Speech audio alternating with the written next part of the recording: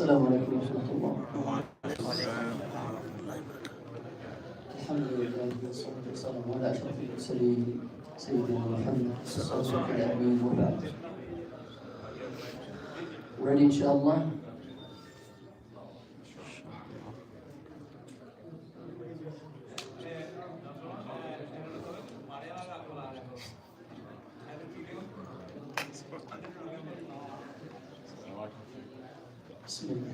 So I prepared another khatira, another point, but we're not going to speak about the point that I prepared because I received 2 questions from last night's khatira. So the first question is, the gang in the corner. We have another circle in the corner, mashallah. So the question is for them. The first question I received, and I want you to take 10 seconds to think about it and answer it in your mind. We spoke about a little bit of the parents' rights in Islam and their status in Islam. And the question is, who has a higher status? Who is more connected to you, your kids or your parents? If you were to choose between your parents or your kids, imagine that kind of a difficult question for me. And if you have to prefer and you are in the middle between 2 sides and you have to choose between your parents and your kids, for 10 seconds, think about it. So, before answering the question directly from the Quran and the Sunnah of the Prophet ﷺ, we have to understand that the relationship with the kids is completely different from the relationship with your parents. We cannot compare the two. They are two different entities. If I tell you, compare between which one is better, the masjid or your house, the building. You cannot compare between the masjid and another house. So they are two different, totally different things. So you cannot compare between them. But why, and a piece of the question was, why did Allah subhanahu wa ta'ala emphasize on the rights of parents, but not advising the parents to, be good to their kids? Why is it, u'budullah, worship Allah and be good to your parents, not raise and be good to your kids? Why is it so associated, the parents, they can take you to the Jannah, and the kids, not explicitly mentioned in the Quran that they can take you to the Jannah? You're raising your hand. You have an answer? Okay, mashallah. We have someone here. Go. My opinion is because, first of all, start by the Quran, what you mentioned. Allah say when connecting with the Tawheed, worship Allah and obey your parents. And then we have the famous hadith of Rasulullah of the Sahaba who asked him who he should look, after. And he said your mother, and who your mother thrice, yes. And then your father. And the heaven it's under our mother's feet also, so there's a lot of hadiths about the parents. That's not hadith, but it's okay. Okay. But that's the question, why? My question, they're saying why your parents are associated with the Tawheed. You are rephrasing the question. So why is it that way? Because, your nature-wise, you are more likely to take care of your family. So you don't need an order for it, but for your parents, you need an order because you have to go above and beyond. So a lot of people don't take care of their parents, so they need reminders. But as far as your kids, naturally, it's you don't see a Quran telling mom to take care of her kids or something like that, because it's part of the nature in so Allah. That's a good point. That's one of the reasons. So I will mention them, and we will compare between the two loves. The love to your kids, the love to your wife, the love to your parents. Which one is higher?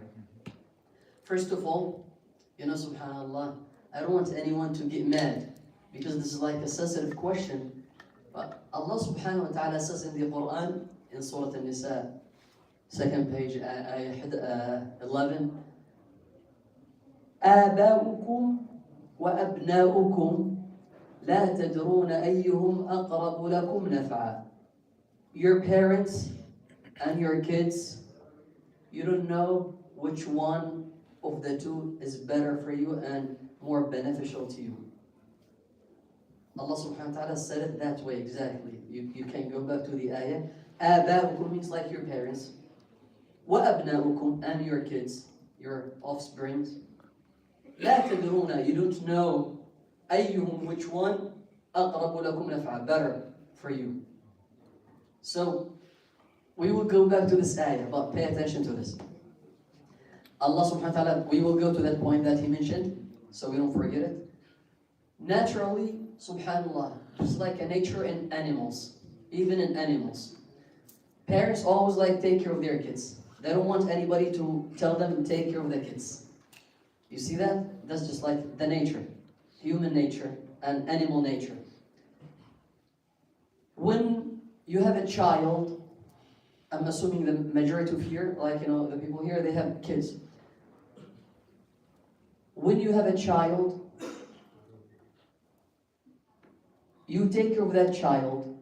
You clothe him, you feed him, you shelter him, you do everything for him, you change his diapers, their diapers, you do everything. Are you expecting anything at that moment from that little one? You don't expect anything back. Nothing. When your father or mother, they grow older, you go back and you are trying to be nice to them. طائع. You are trying to be like obedient to them. Why you're doing that? You know why you're doing that? Seeking the reward of Allah subhanahu wa ta'ala, number one.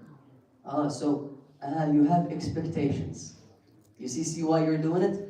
If there's no any expectation, you're not gonna do it. The first one, I'm doing it. I'm trying to become طائع. And remember the question of last night, طائع and bar. There's like two words. طائع, مطيع, he's obedient, and there's another word, bar. So I'm becoming طائع.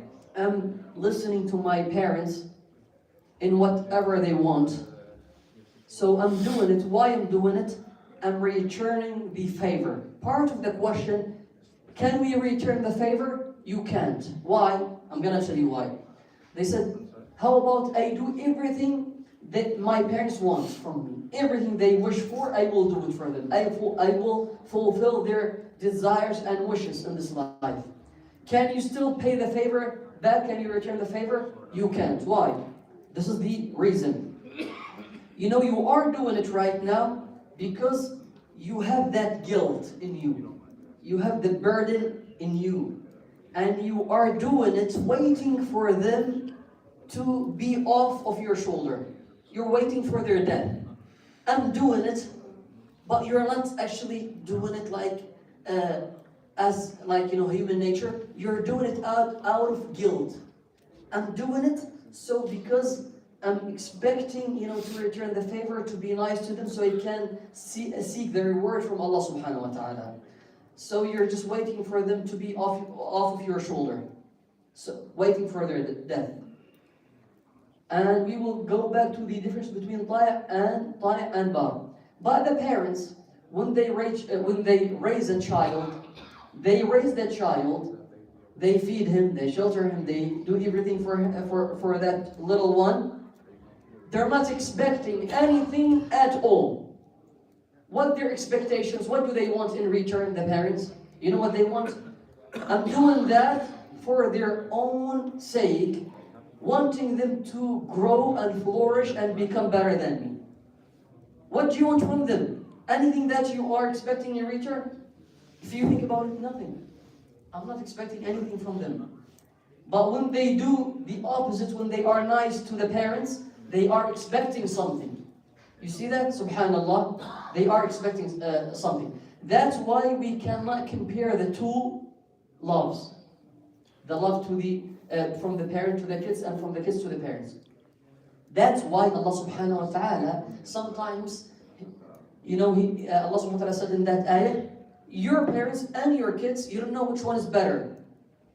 Because sometimes you see that your kids are more beneficial to you than your parents. And sometimes your parents are more beneficial to you. But you go to the order of the ayah, which one they're mentioned first? Parents. Parents. So the preference in the Quran comes to the parents first. Another psychological point, they say, if you have a disobedient kid, go and get married, or go get another child. You're done. You're not a good kid. I'm gonna have more kids. It's that easy. It's not complicated to have more kids. You can have kids anytime. Your parents cannot be replaced. So the relationship between us and our parents are irreciprocal. You cannot actually, do anything in return. But with your kids, you can, if you have one kid is not working good, maybe you have another kid. If you don't have another kid, go and have another kid. That's completely easy. You see that? But Allah subhanahu wa ta'ala preferred parents over kids. You can be good to your kids, but which one, if you were to choose, who deserves more? The one who did everything for you, expecting nothing from you. My parents, they did everything for me, expecting nothing from me.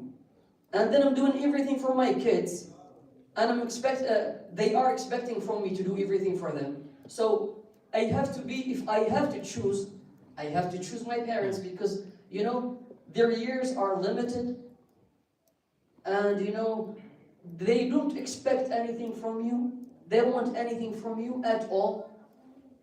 They want you to flourish and live and grow a healthy human being. So that's why Allah subhanahu wa ta'ala preferred the parents, and He put the parents before the kids. آباؤكم, your parents first. وأبناؤكم, and what comes next? And your kids come next. You see that? So subhanallah, this actually should take us back to check and reflect on our relationships with our parents. When was the last time you said, oh, you're asking too much? And when was the last time you raised the phone and you called your parents overseas? Or you checked on them if they're in a different state? So, subhanallah, every time, every time you miss your parents, or you have a bad, kind of bad relationship with them, think about those moments when they were doing everything for you, expecting nothing from you. And also, this is the final point. That's why the scholars, they say, as I mentioned last night, a good wife should encourage and support the husband to take care of his parents. Every time you forget, she should remind you, because she is replaceable, but they're not replaceable. I know it's a tough point, but parents, you cannot replace them. But wives, you can, find someone better who can help you in the deen. You see that? So that's just we will touch on this, inshallah, for tonight. And the difference, right now the question, who can answer the question and gets the prize tonight? The difference between al-birr, birrul walidain, and ta'atul walidain. Anybody from there to get the prize tonight? I will answer the question, and it will stay the question, inshallah, for tomorrow. I will see who's going to memorize the answer till tomorrow. Ta'atul walidain, to become obedient to your parents, you do everything that was commanded from you, even if you don't like it inside you. You don't like it, but you're doing it. They want you to do 1, 2, 3, take them to the bathroom, feed them. You don't like that, you feel irritated, tired, but you're doing it. You're doing everything, but you're not showing irritation at all. So you are obedient, and you will be rewarded for that. That's ta'atul walidain. Birrul walidain, you're doing it with feeling the love in doing it, without feeling the complaints inside you. You are doing it with pleasure and love. You do it, you take them to the bathroom, and you are enjoying that. I'm taking my parent as he used to take me when I was a little one. You do it in that feeling. So, remember, our mother Aisha, when she used to spend some money, what does she do with it? She cleans it, shines it, perfumes it, she sprays some perfume and then she gives it. That's the birr. Donating, you give something from what you have.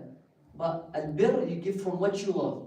So ta'atul walidain ta'a, you obey and you become a good kid to the parents with everything that you can, but you feel something even if you don't like it. But you're doing it. You are fulfilling the obligations of Allah subhanahu wa ta'ala. But birrul walidain, that's another status. Doing everything that you can from what you love. I'm, sacrificing my comfort, sacrificing my wealth, sacrificing my time with pleasure and joy, and doing it to my parents. That's birrul walidain. So inshallah, whoever summarizes this difference between the two, that will be the question inshallah for tomorrow. وقوموا إلى صلاتكم يرحمكم الله.